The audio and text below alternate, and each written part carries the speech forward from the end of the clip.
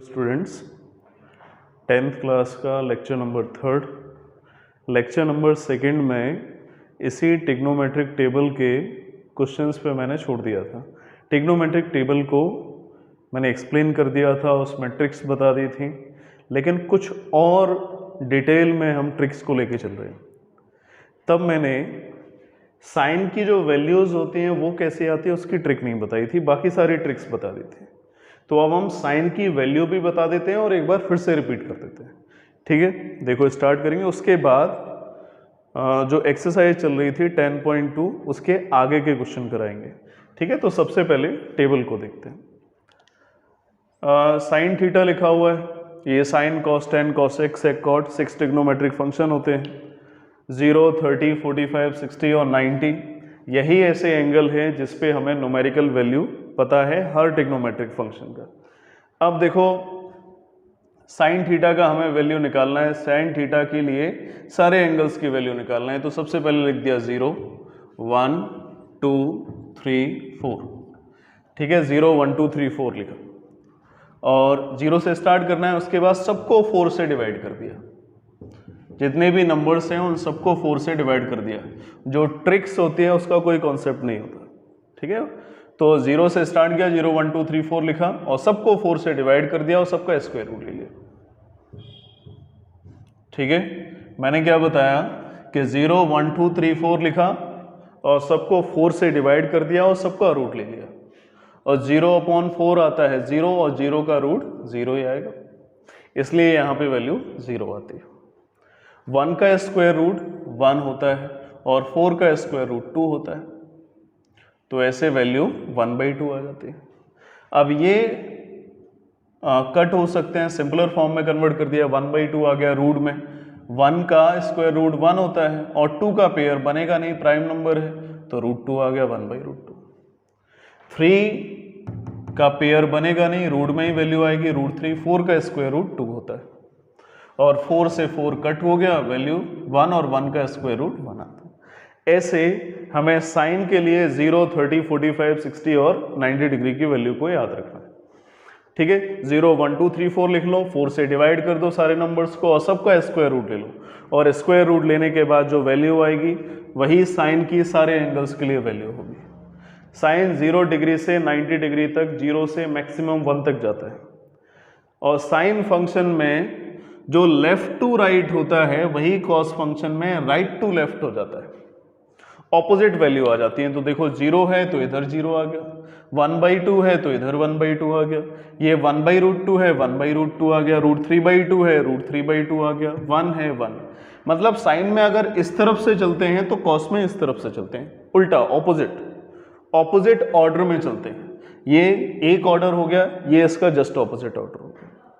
ठीक है, अब 10 के लिए एक फॉर्मूला मैंने बताया था, ठीक है, जो लास्ट लेक्चर लिए उनमें बताया, tan थीटा = होता है sin/cos। इसका मतलब है कि साइन और कॉस को अगर डिवाइड कर दो तो tan आ जाएगा। वैसे ही हम साइन और कॉस की करस्पॉन्डिंग वैल्यूज को डिवाइड करेंगे तो tan की करस्पॉन्डिंग वैल्यू आ जाएगी। तो 0/1 0 आ गया। और देखो इसमें 2 से 2 को डिवाइड करेंगे, 1/2 होल बाई √3/2, तो 2 से 2 डिवाइड किया, वैल्यू 1/√2 आ गई। ये कंप्लीट कट हो जाएगा बिकॉज सेम वैल्यू है। और ये 2 से 2 कट हो गया, √3/1 यानी √3 होता है। नंबर अपॉन 0 इन्फिनिटी होता है, इसको याद रखना, नंबर अपॉन 0 इन्फिनिटी होता है। इसके बाद कॉसेक, मैंने बताया था कि कॉसेक और साइन रेसिप्रोकल होते हैं, कॉस और सेक रेसिप्रोकल होते हैं, टेन और कॉट रेसिप्रोकल होते हैं। तो कॉसेक और साइन रेसिप्रोकल हैं, तो 0 का रेसिप्रोकल करेंगे तो इन्फिनिटी आएगा। ये 0 लिखा हुआ है, 0 को हम लिख सकते हैं 0/1। इसका रेसिप्रोकल किया तो रेसिप्रोकल अगर करेंगे तो 1/0 आएगा। 0 का रेसिप्रोकल 1/0 और 1/0 का मतलब होता है इन्फिनिटी। ठीक है, 1/0 का मतलब इन्फिनिटी, 0 का रेसिप्रोकल 1/0 इन्फिनिटी, और इन्फिनिटी का रेसिप्रोकल 0। इन्फिनिटी का रेसिप्रोकल 0 और 0 का रेसिप्रोकल इन्फिनिटी। इन्फिनिटी आ जाएगा, 1/2 का 2 हो गया, 1/2 का मतलब 2/1, 1/√2 का √2/1, √3/2 का 2/√3 और 1 का रेसिप्रोकल 1 आ गया। अच्छा, कॉस और सेक आपस में रेसिप्रोकल होते हैं, तो 1 का रेसिप्रोकल 1 √3/2 का 2/√3, 1/√2 का √2/1 या √2, 1/2 का 2/1 और 0 का इन्फिनिटी याद रखो, 0 का रेसिप्रोकल इन्फिनिटी और इन्फिनिटी का 0 होता है। 0 का रेसिप्रोकल इन्फिनिटी, tan और cot आपस में रेसिप्रोकल होते हैं, 1/√3 का √3/1, √3 लिख दिया, 1 का रेसिप्रोकल 1, √3 का रेसिप्रोकल 1/√3 और इन्फिनिटी का 0। तो ये ट्रिग्नोमेट्रिक टेबल है। मेन पॉइंट क्या है कि सबसे पहले 0 1 2 3 4 लिखना है, सबको 4 से डिवाइड कर दो और जितने भी नंबर्स हैं सबका रूट ले लो और रूट लेने के बाद जो वैल्यू आएगी वही साइन की 0 डिग्री, 30 डिग्री, 45 डिग्री, 60 डिग्री और 90 डिग्री के लिए वैल्यू हो जाएगी। केवल हमें साइन को याद रखना है। साइन का ऑर्डर इंटरचेंज कर दो, कॉस आ गया, साइन और कॉस को डिवाइड कर दो, tan आ गया, साइन का रेसिप्रोकल कर दो, कॉसेक आ जाएगा, साइन की वैल्यूज का रेसिप्रोकल करते जाओ, कॉसेक की वैल्यू आ जाएगी because sign cosec reciprocal, cos और सेक का रेसिप्रोकल कर दो, कॉस और सेक का जब कॉस का रेसिप्रोकल किया तो सेक की वैल्यूज आ गई, तो वैल्यूज का भी रेसिप्रोकल कर दो, जैसे सारी वैल्यू आ जाएंगी। tan और cot आपस में रेसिप्रोकल होते हैं, तो tan की करस्पॉन्डिंग वैल्यू का रेसिप्रोकल करते जाओ, cot की करस्पॉन्डिंग वैल्यू आ जाएगी। मुझे लग रहा है ये ट्रिग्नोमेट्रिक टेबल क्लियर हो गई होगी। अब पॉइंट 2 एक्सरसाइज के जो मैंने लास्ट वीडियो में क्वेश्चन बता दिए थे उसके आगे क्वेश्चन बताएंगे, लेकिन लास्ट वीडियो को क्लियर देखना, समझना और स्टार्टिंग टू एंड तक एक एक पॉइंट समझना। 19 क्वेश्चन तक मैंने लास्ट वीडियो में उसका मेथड बता दिया था, उसमें शायद 2 क्वेश्चन बता दिए थे और टेबल का यूज़ कैसे किया जाता है और टेबल से जो वैल्यूज़ आती हैं उनको क्वेश्चंस में जैसे दिया है sin 30, sin 60, उसमें कैसे पुट किया जाता है, उसके बाद सॉल्व कैसे किया जाता है, ये बता दिया था। अब हम 19 तक के जो क्वेश्चन हो गए थे उसके बाद नेक्स्ट टाइप पे चलते हैं, क्वेश्चन नंबर 20 से।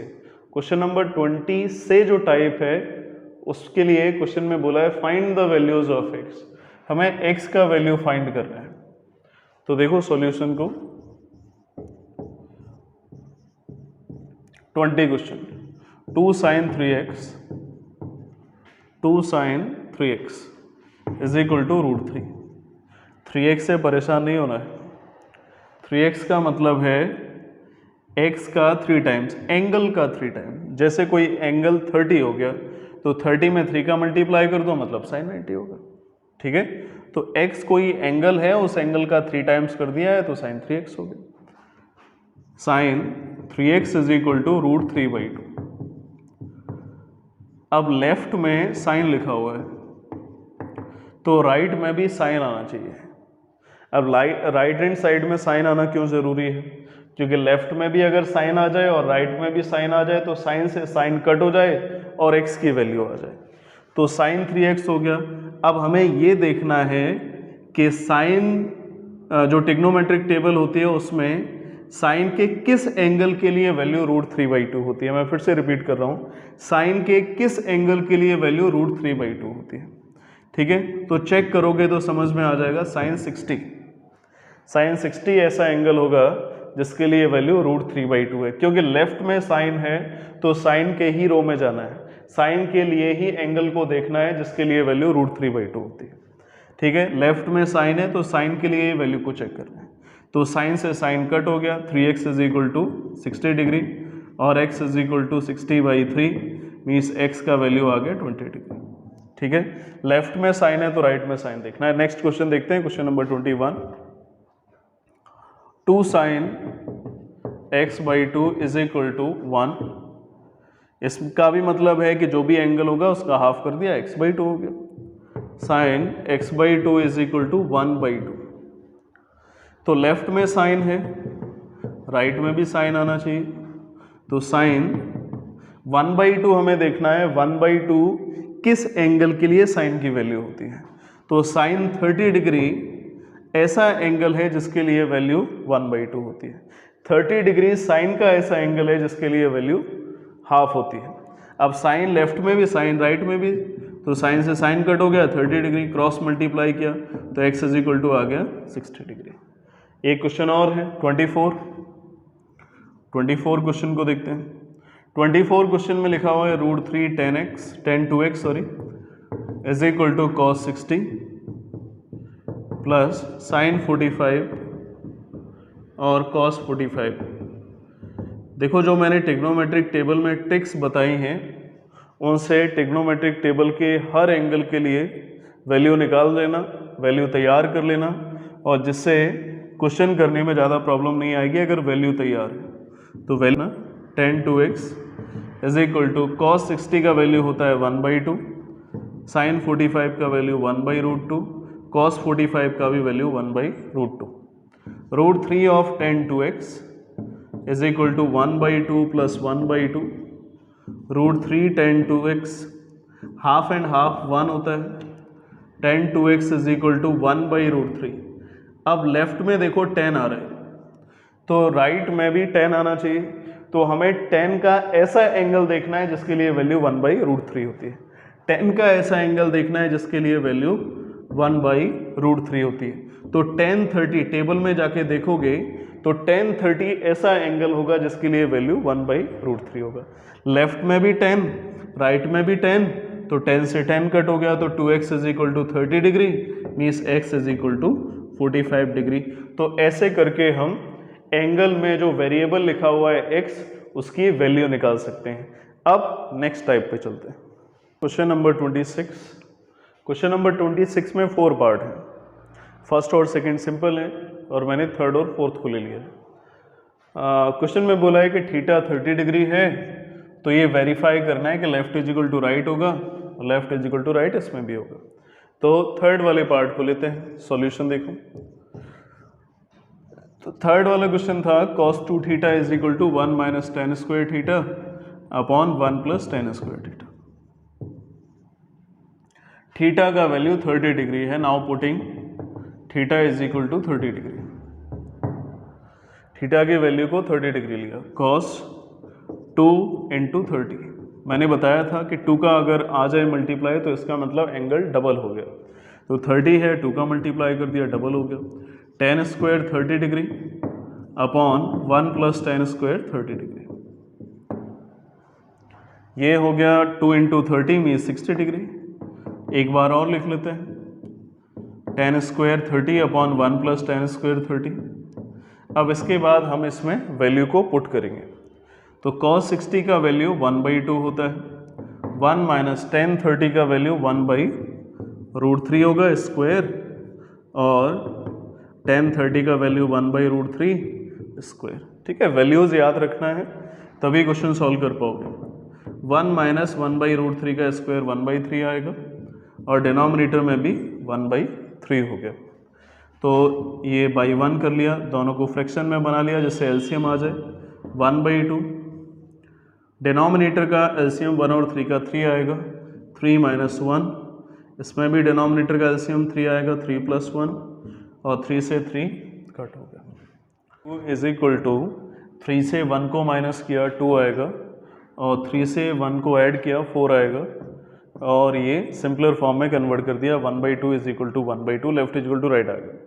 Theta is equal to 30 degree को थीटा के प्लेस पे पुट किया, और पुट करने के बाद ये 2 का इंटू होगा क्योंकि एंगल का डबल था, 60 डिग्री आ गया। इसके बाद तो केवल टेबल का काम है, तो टेबल की वैल्यूज़ तैयार कर लो, और उसके बाद पुट करने के बाद सॉल्व किया, left is equal to right आ गया। इसके बाद इसका सेकंड पार्ट देखते हैं। cos 3 theta is equal to 4 cos q theta minus 3 cos theta, putting theta is equal to 30 degree. Theta की वैल्यू को 30 डिग्री पुट किया, तो cos of 3 into 30 degree is equal to 4 cos q 30 degree minus 3 cos 30 degree. जहाँ पे भी theta का value था वहाँ पे 30 डिग्री को पुट कर दिया।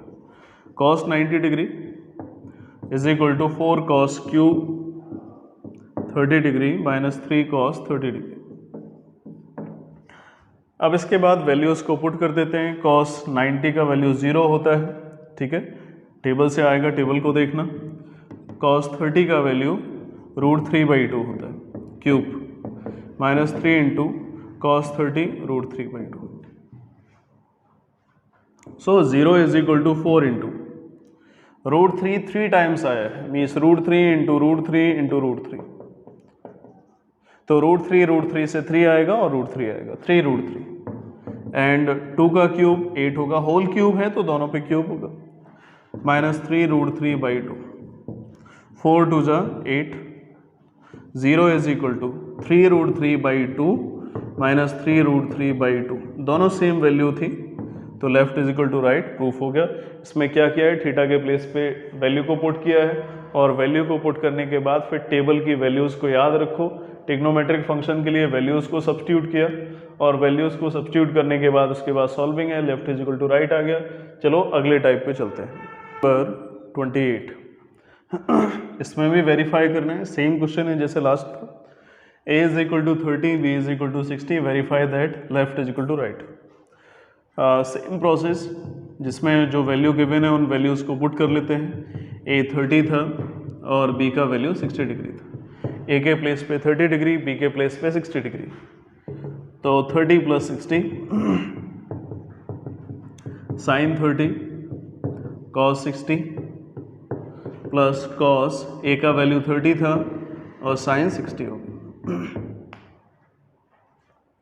sin 90 degree is equal to sin 30 degree cos 60 plus cos 30 और sin 60। अगले स्टेप में वैल्यू पुट कर देते हैं। sin 90 का वैल्यू 1, sin 30 का वैल्यू 1/2, cos 60 का वैल्यू 1/2, cos 30 का वैल्यू 1/2 सॉरी √3/2, cos 30 √3/2, sin 60 √3/2।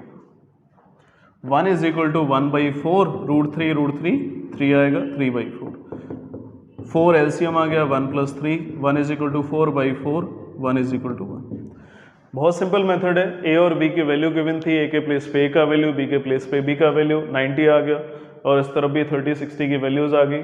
इनकी वैल्यूज पता हो टेबल से, वैल्यू पुट कर दिया, उसके बाद सॉल्व किया, left is equal to right आ गया। 29 के बाद नेक्स्ट क्वेश्चन देखते हैं। 29 sin a + b is equal to 1, cos a - b is equal to 1।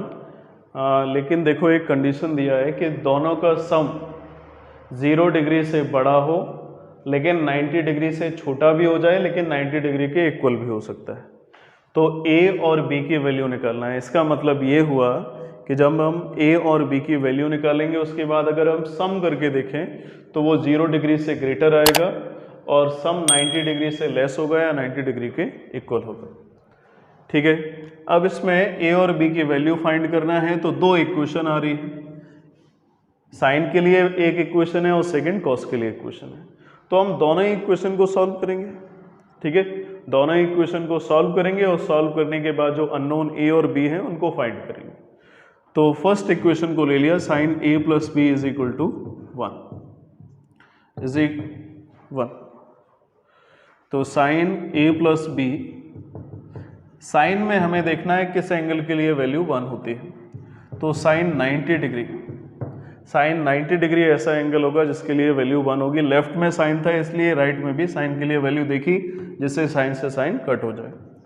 a + b is equal to 90 degree, इसे डाल दिया मैंने इक्वेशन फर्स्ट। अभी बताऊंगा क्यों डाला इक्वेशन फर्स्ट।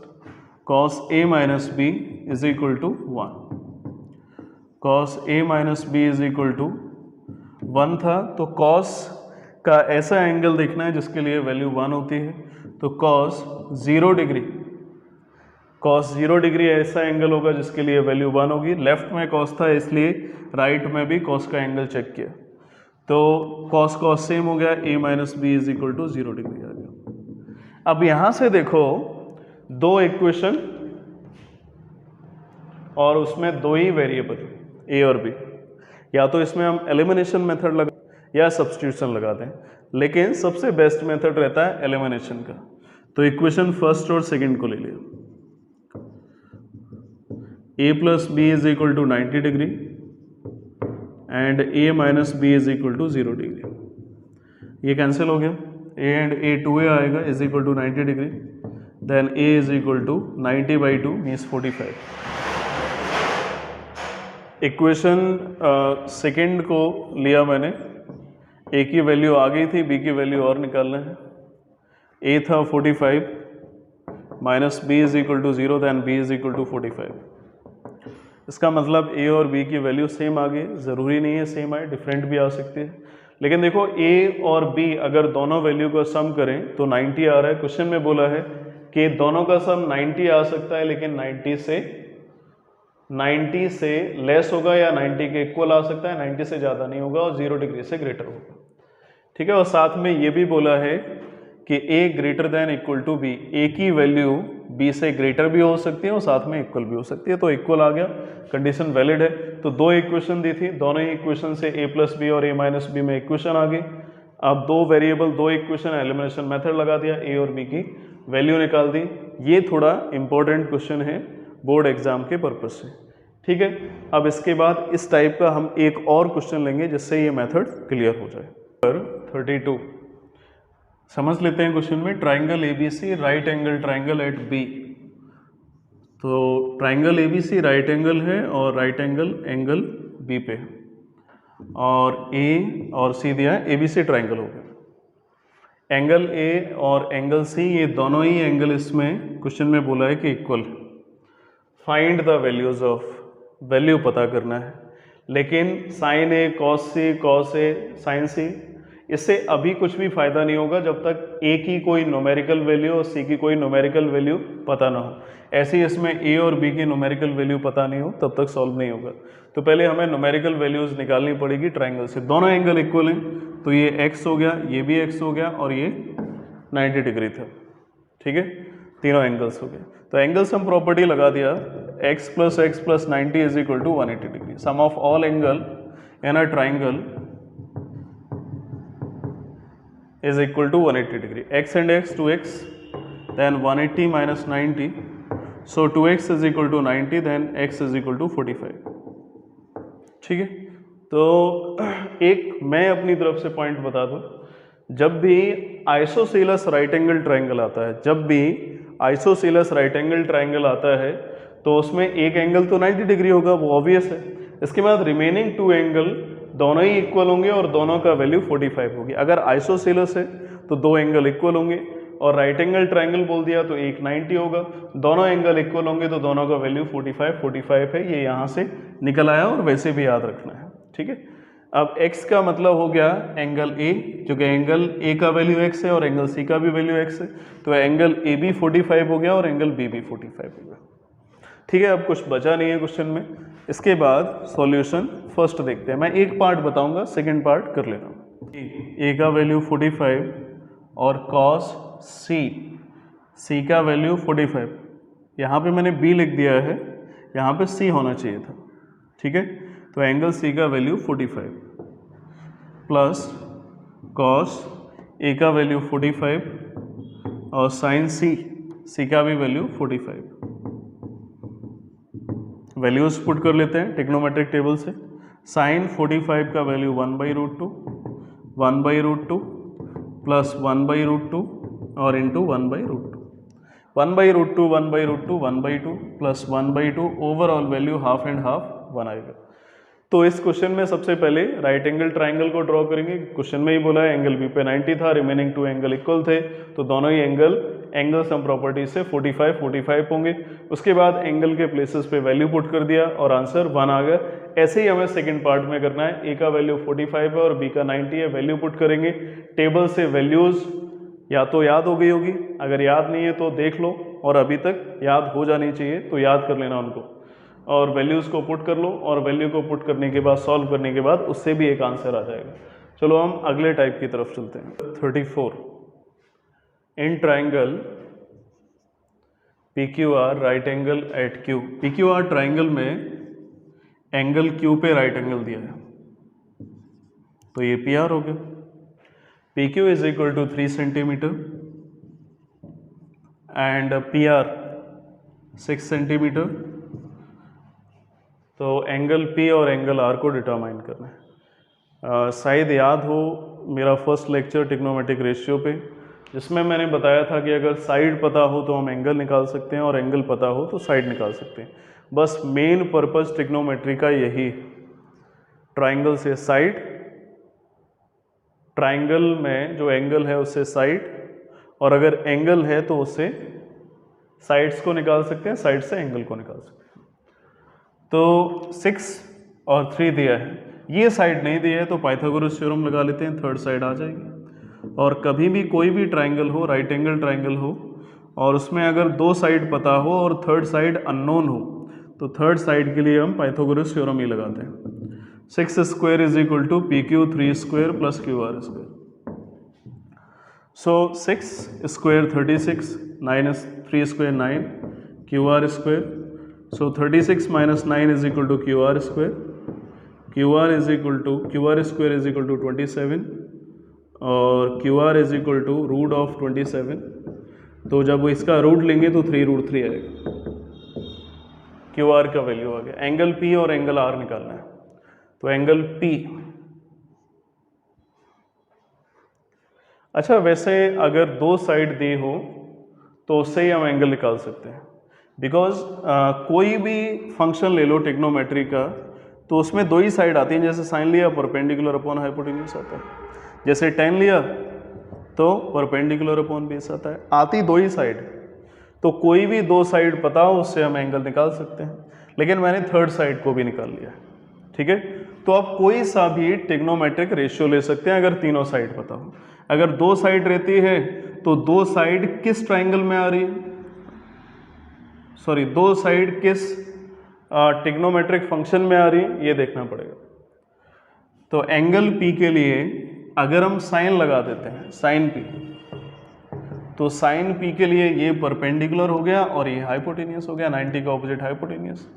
तो साइन P का मतलब परपेंडिकुलर, एंगल का क्लोजेस्ट एंगल से इंक्लूडेड साइड बेस होती है और थर्ड साइड ये परपेंडिकुलर होती है। 3√3 और हाइपोटेनियस 90 का ऑपोजिट 6, तो 3 2 जा 6, then sine P is equal to √3/2।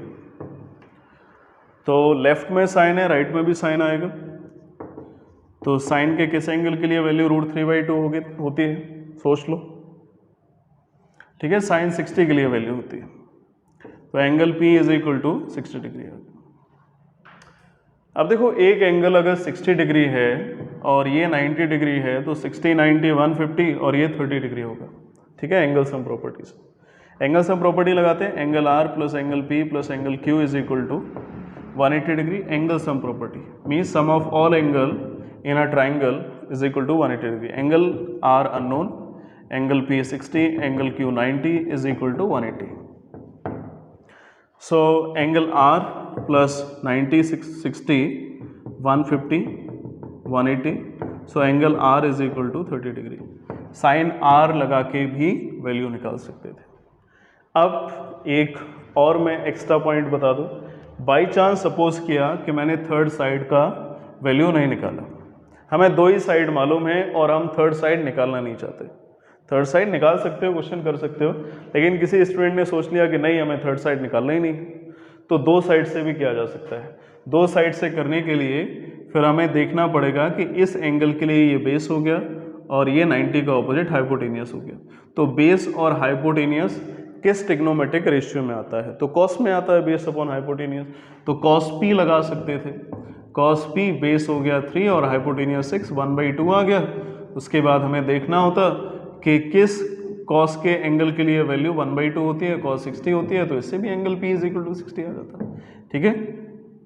तो ये मैंने इसलिए बता दिया जिससे किसी भी टाइप का कोई कंफ्यूजन ना हो, ठीक है। तो एंगल P 60 आ गया और एंगल R 30 आ गया।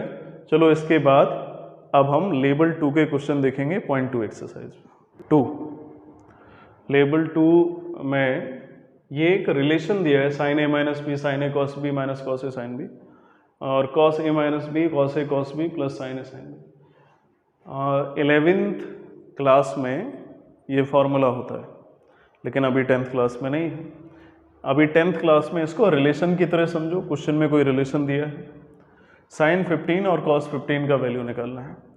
साइन 15 का ट्रिग्नोमेट्रिक टेबल से तो वैल्यू होता नहीं है, 0 का होता है, 30 का होगा, 45 का होगा, 60 का होगा और 90 का होगा, ठीक है। 15 का वैल्यू निकालना है, तो हम इसमें वैल्यू पुट करेंगे और चेक करेंगे कि 15 कब आता है। अगर हम A को 45 ले लें और B को 30 ले लें, तो 45 माइनस 30 दोनों का डिफरेंस करें तो 15 आ सकता है।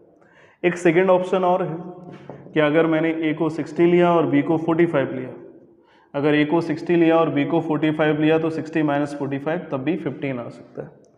तो ये दोनों ही ऑप्शन हैं, दोनों में से कोई एक हम ले सकते हैं, या ए और बी ले सकते हैं या फिर ये ए और बी ले सकते हैं, मतलब 60 और 45 या 45 और 30 में से कोई भी एक वैल्यू ले सकते हैं। तो साइन 15 निकालना है, तो फर्स्ट वाला मैंने ले लिया साइन ए माइनस बी, और उसमें पुट कर दिया, putting A is equal to 45 और बी इज इक्वल टू 30। ये मैंने पुट किया है। अगर जो भी स्टूडेंट करना चाहे वो ए के प्लेस पे 60 ले सकता है, बी के प्लेस पे 45। ओवरऑल हमें ये देखना है कि डिफरेंस 15 आना चाहिए, ठीक है। केवल ये वैल्यू वही लेना है जो ट्रिग्नोमेट्रिक टेबल में पता हो, ठीक है। ऐसा मत सोचने लगना कि 90 और 75 का डिफरेंस करें उससे भी 15 आता है। तो 90 तो पता है, क्या 75 पता है टेबल से? 75 नहीं पता है, तो हमें ऐसी वैल्यू देखना है जो टेबल में हो। तो 45 माइनस 30 फर्स्ट में वैल्यू पुट किया क्योंकि साइन निकालना है। अगर कॉस निकालना होता तो सेकंड में पुट करते। तो sine 45 cos 30 minus cos 45 and sine 30, sine 15 degree. Sine 45 का वैल्यू होता है 1/√2 और कॉस 30 का वैल्यू होता है √3/2 और कॉस 45 का वैल्यू 1/√2, साइन 30 का 1/2, साइन 15 डिग्री। तो √3/2√2 और 1/2√2। तो साइन 15 फाइनली आ गया, दोनों का डिनोमिनेटर सेम है 2√2 √3 माइनस 1, ठीक है। ऐसे वैल्यू निकाल सकते हैं। अब cos 15 का भी ऐसे ही वैल्यू हम निकाल लेंगे। रिलेशन तो पता ही है, ये सेकंड रिलेशन है। ए के प्लेस पे 45 ले लिया, बी के प्लेस पे 30, चाहो 60 और 45 ले सकते हो, ठीक है। तो cos A का वैल्यू 45, cos B का वैल्यू 30 प्लस साइन A का वैल्यू 45 और साइन B का वैल्यू 30, ठीक है। वैल्यूज़ को पुट कर लिया। cos 15 degree is equal to cos 45 1/√2, cos 30 √3/2 plus cos 30 √3/2, sine 45 का वैल्यू 1/√2 और साइन 30 1/2, cos 15 डिग्री 2√2 एलसीएम आ गया, √2 इंटू 1 √3 इंटू 1 √3 आएगा और 1 इंटू 1 1 आएगा। तो फाइनली ये cos 15 का आंसर होगा। केवल वैल्यू पुट करना है। इसके बाद लेवल 2 में हमें 3 क्वेश्चन और बताने हैं, 36, 38, 39। मुझे लग रहा है अगर ये तीनों क्वेश्चन बता देंगे तो सारे टाइप कवर हो जाएंगे। 40 नंबर इसमें लास्ट है, वो केवल प्रूफ है। ट्रिग्नोमेट्रिक टेबल से वैल्यू निकालना है और पुट करना है, उससे आंसर आ जाएगा क्वेश्चन नंबर 40 का। तो 3 क्वेश्चन और बताएंगे। नेक्स्ट क्वेश्चन 36 को देखते हैं। 36, in right triangle ABC right angle at C। तो पहले तो ट्राइंगल बना लेते हैं। राइट एंगल ट्राइंगल ही हो सकता है ट्रिग्नोमेट्रिक फंक्शन के लिए। तो एंगल C 90 डिग्री दिया है और ये एंगल A और ये एंगल B दिया है। एंगल B 60 डिग्री है और AB साइड 15 डिग्री है। मैंने इस क्वेश्चन को देखा तो मुझे एक चीज़ समझ में आ गई कि ये जितने भी क्वेश्चन हैं उनमें से सबसे ज़्यादा रेलिवेंट है ट्रिग्नोमेट्रिक रेशियो के लिए, क्योंकि इसमें देखो एक एंगल एक साइड पता है तो हमें रिमेनिंग 2 साइड्स निकालना है। यही मेन पर्पज है ट्रिग्नोमेट्री का। एंगल पता है साइड निकाल देगा, साइड पता है एंगल निकाल देगा, एक साइड और एक एंगल पता है तो रिमेनिंग साइड्स या रिमेनिंग एंगल आ सकते। तो रिमेनिंग एंगल्स और रिमेनिंग साइड्स को निकालना है। तो पहले हम साइड्स को निकालते हैं, ठीक है। और ये 90 डिग्री था। अगर हम इसमें साइन 60 लगा दें तो 90 का ऑपोजिट हाइपोटेनियस हो गया और ये परपेंडिकुलर हो गया। तो परपेंडिकुलर अननोन होगा। देखो मैं लगा के दिखाता हूँ अभी। ट्राइंगल लिया, ट्राइंगल ACB राइट एंगल होगा।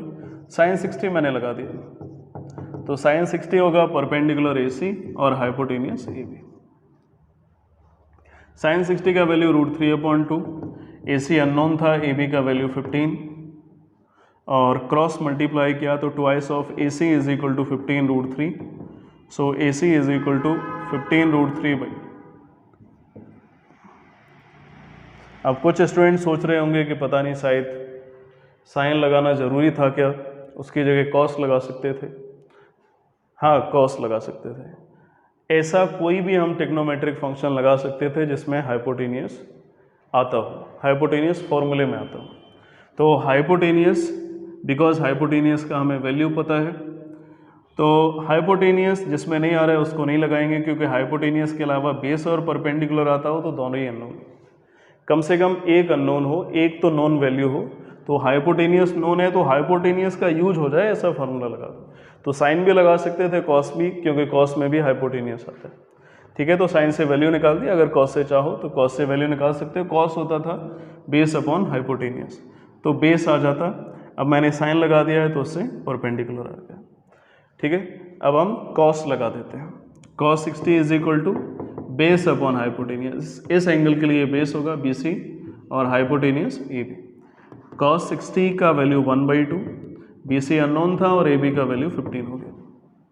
क्रॉस मल्टीप्लाई किया, मैं थोड़ा शॉर्ट कर रहा हूँ, 15/2 आ गया वैल्यू। ठीक है, क्रॉस मल्टीप्लाई करोगे 15/2 आ जाएगा 7.5 सेंटीमीटर। देखो एक साइड गिवन थी, रिमेनिंग 2 साइड्स मैंने निकाल ली। अब एक एंगल 60 डिग्री था, अब रिमेनिंग एंगल्स को निकालना है, तो एक एंगल तो 90 है, अब इसमें तो कुछ करना ही नहीं है। अब एक किसी भी एक राइट एंगल ट्राइंगल के अगर 2 एंगल पता है तो एंगल सम प्रॉपर्टी से थर्ड एंगल को निकाल सकते हैं, एंगल सम प्रॉपर्टी से थर्ड एंगल निकाल सकते हैं। तो वही सेम ट्राइंगल था in triangle ACB, 60 degree plus 90 degree plus angle A is equal to 180 degree, angle sum property है, 90 60 150 होगा, plus angle A is equal to 180 degree, so angle A is equal to 30 degree. तो एक angle हो गया angle A 30, angle B 60 और angle C 90 degree आ गया। तो ऐसे करके हम तीनों एंगल और तीनों साइड निकाल सकते हैं। अभी इसमें एक एंगल और एक साइड पता था, तो रिमेनिंग 2 साइड्स निकालने के लिए हमें मेनली देखना पड़ेगा गिवन क्या है। हाइपोटेनियस है तो ऐसे फॉर्मूला लगाएं जिसमें हाइपोटेनियस आ रहा हो, तो साइन लगा दिया हाइपोटेनियस आ गया था, कॉस लगा दिया हाइपोटेनियस आ गया, जिससे रिमेनिंग 2 साइड्स पर आ गई। अब 2 एंगल पता थे तो थर्ड एंगल को एंगल सम प्रॉपर्टी से लगा के एंगल A की वैल्यू निकाल दी, तीनों एंगल आ गए, तीनों साइड्स आ गए। अब ऐसे ही इसके आगे क्वेश्चन है, तो ऐसे क्वेश्चन आगे जो हैं उनको ट्राई कर लेना। अब आगे 2 क्वेश्चन बचे हुए हैं जिनको हम बताते हैं। दिया है जो डायगोनल का लेंथ होता है वो इक्वल होता है रेक्टेंगल में, तो जितना लेंथ AC का होगा उतना ही लेंथ BD का होगा, दोनों का लेंथ होगा, किसी एक का निकाल लो, अगर हम AC का निकाल लेंगे तो उतना ही BD का आ जाएगा। तो BC वैल्यू हमें निकालना है, ये 60 डिग्री है, ये 90 डिग्री एंगल हो गया। ठीक है, इस एंगल के लिए बेस हो गया और ये परपेंडिकुलर हो गया, 90 का ऑपोजिट यानी AC तो हाइपोटेनियस हो गई। ठीक है, तो इसके लिए ट्राइंगल लगा दिया ABC। अब सीधा सा कॉन्सेप्ट है, हमें कौन सी साइड पता है, एंगल के पास वाली यानी बेस पता है, तो ऐसा कोई फॉर्मूला लगाओ जिसमें बेस आ जाए, और बेस आ जाए और बेस के अलावा 2 रिमेनिंग साइड्स हैं तो कोई एक रिमेनिंग अननोन साइड आ जाएगी। तो मैंने इसमें सबसे पहले कॉस लगा दिया, क्योंकि कॉस में ही बेस आता है, साइन में तो बेस आता नहीं है। ठीक है, बेस पता था इसलिए बेस जिसमें आ जाए वही ट्रिग्नोमेट्रिक फार्मूला यूज कर लो। तो cos 60 होता है बेस, एंगल के लिए ये बेस AB हो गया और 90 का ऑपोजिट हाइपोटेनियस यानी AC हो गया। तो cos 60 का वैल्यू 1/2, AB का वैल्यू 20 और AC अननोन था, क्रॉस मल्टीप्लाई किया तो AC इज इक्वल टू 40। अभी मैंने बोला था the length of diagonals are equal, so AC is equal to BD। ये 9th क्लास में थ्योरम्स थी जिसमें प्रूव किया था कि जो डायगोनल का लेंथ होता है वो इक्वल होता है, मीन्स AC BD के इक्वल आएगा, तो AC BD के इक्वल करती है। अब हमें BC और निकालना है, तो ये बेस हो गया, परपेंडिकुलर अननोन है तो 10 लगा दें, बेस और परपेंडिकुलर 10 में आता है, तो 10 60 is equal to BC upon AB।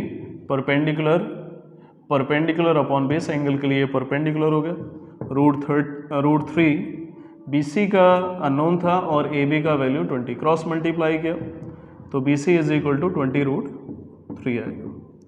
ठीक है, तो इसमें क्या था कि एक साइड अननोन थी और रिमेनिंग 2 साइड्स निकालना था। तो रिमेनिंग 2 साइड्स निकालने के लिए ऐसा हम फॉर्मूला लगाएं कि जिसमें बेस आ जाए, क्योंकि बेस हमें गिवन था। ठीक है, तो कॉस है जिसमें बेस आता है, जिससे एक साइड आ गई ट्राइंगल की, मीन्स AC आ गया। और सेकंड टाइम ऐसा फॉर्मूला लगाया जिसमें बेस आ जाए, यानी 10 लगा दिया, तो 10 से थर्ड अननोन साइड BC आ गई। यही क्वेश्चन में पूछा था। दोनों डायगोनल का जो लेंथ है वो इक्वली होता है रेक्टेंगल के लिए, ये थ्योरम है। तो जितना AC आया उतना ही BD आ गया। अब इसके बाद इस एक्सरसाइज का हम लास्ट क्वेश्चन देखेंगे। Question number 39, A and B are acute angles such that tan A और tan B, इन दोनों का वैल्यू पता है, A प्लस B का फाइंड करना है, tan A और tan B। तो tan A और tan B के लिए इसमें प्लेसेस हैं। ठीक है, तो इन पे वैल्यू को हम वैल्यू को पुट करेंगे और हमें A प्लस B का वैल्यू निकालना है। तो ये जो एक इक्वेशन दिया है, रिलेशन दिया है, इसी को यूज़ कर लेते हैं। tan A plus tan B, चलो एक बार राइट हैंड साइड का जो एक्सप्रेशन है उसको लिख लिया मैंने। 1 minus tan A tan B आएगा, tan A plus B is equal to tan A tan B, इन सब का वैल्यू गिवन है तो वैल्यू पुट कर लिया। Half 1/3, 1 minus half into 1/3। ठीक है, tan A और tan B के प्लेसेस पे वैल्यूज़ को पुट किया। tan A plus B is equal to 2 और 3 का एलसीएम दोनों ही फ्रैक्शन में थे, 6 आएगा, 2 3 जा और 3 2 जा। ये डिनोमिनेटर में भी एलसीएम ले लिया, 2 3 जा 6, 6 और 1 का एलसीएम आएगा 6। सो 6 माइनस 1, 6 से 6 कट हो गया। So tan A plus B is equal to 3 2 5 होता है, 5/5, ये कट होके 1 आ गया। So tan A plus B is equal to 1। तो हमें 10 में अब ऐसा एंगल का वैल्यू देखना है जिसके लिए न्यूमेरिकल वैल्यू 1 आ जाए, क्योंकि लेफ्ट में 10 लिखा है तो राइट में भी 10 आना चाहिए, तभी 10 से 10 कट होगा। जिसके लिए, जिस एंगल के लिए वैल्यू 1 आ जाए, तो tan 45 ऐसा एंगल होगा, ऐसा एंगल होगा जिसके लिए वैल्यू 1 आ रही है। So A plus B is equal to 45। ठीक है, तो A प्लस B की वैल्यू 45। अब tan A और tan B का वैल्यू पता था हमें, इसकी वजह से राइट हैंड साइड के एक्सप्रेशन में ये वैल्यू को पुट किया, सॉल्व किया, tan A प्लस B 1 के इक्वल आ गया। अब लेफ्ट में 10 लिखा हुआ था और राइट में भी ऐसे 10 के एंगल के लिए हमें वैल्यू देखना था जिसके लिए न्यूमेरिकल वैल्यू 1 आ जाए। तो tan 45 ऐसा एंगल होता है जिसके लिए वैल्यू 1 आती है। तो लेफ्ट और राइट दोनों ही साइड में tan सेम होगा फिर, और सेम करने के लिए ही राइट में 10 बनाया जाता है।